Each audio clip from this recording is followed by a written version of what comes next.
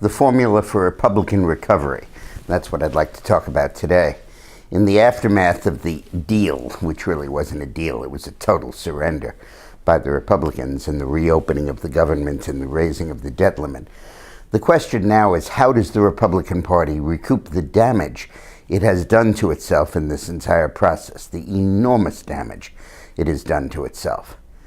Well, we have to basically begin with a fundamental concept. You only change public policy through elections.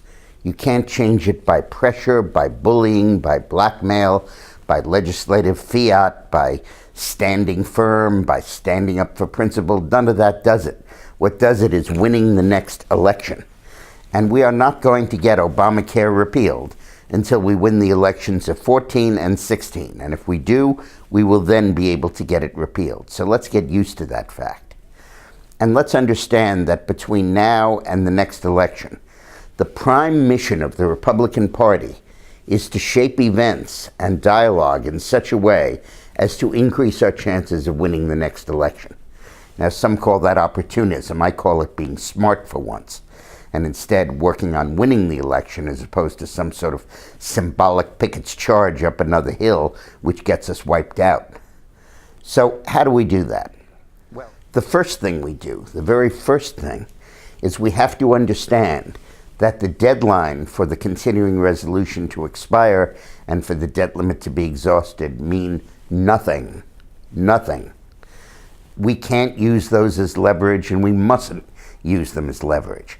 The only opportunity they afford us is to demonstrate that we've learned our lesson and that we are sweetly and nicely reasonable. And within the negotiating process, we try to get the best deal we can. And if we can't get a good deal, we use it for propaganda purposes to beat the hell out of the other side. But we don't close the government, and we don't bring us to the brink of default. Those two don'ts will convince the American people that we've learned our lesson, and will convince them that maybe the Republican Party is undergoing a change that might make it a reasonable alternative at the next election. Now, once you eliminate those two threats, then everything becomes possible.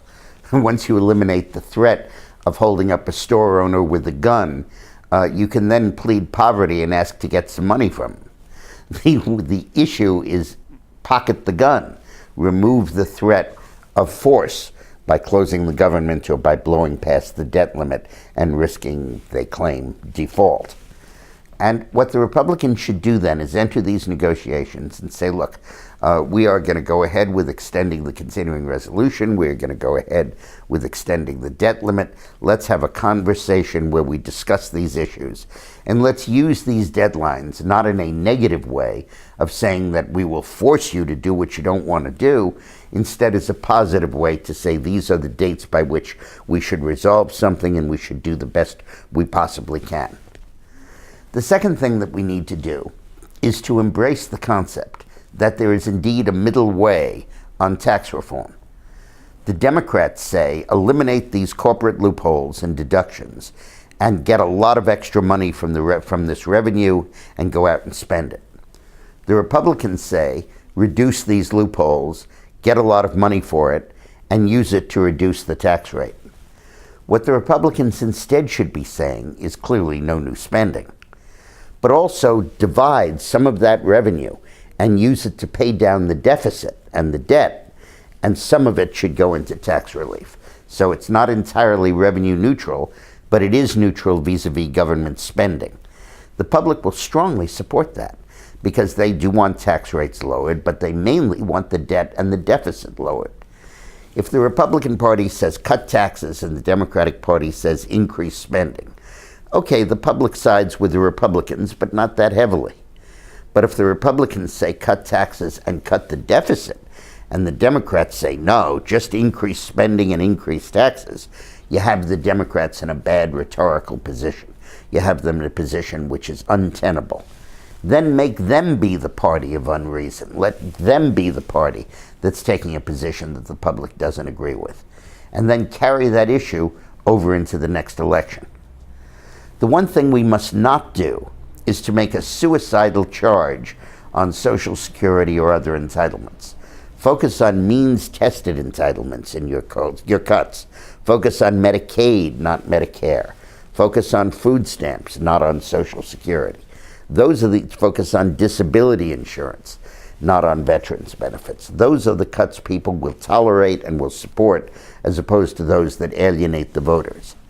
And go into this entire process with the first and foremost goal of winning the next election. Let that be the organizing principle.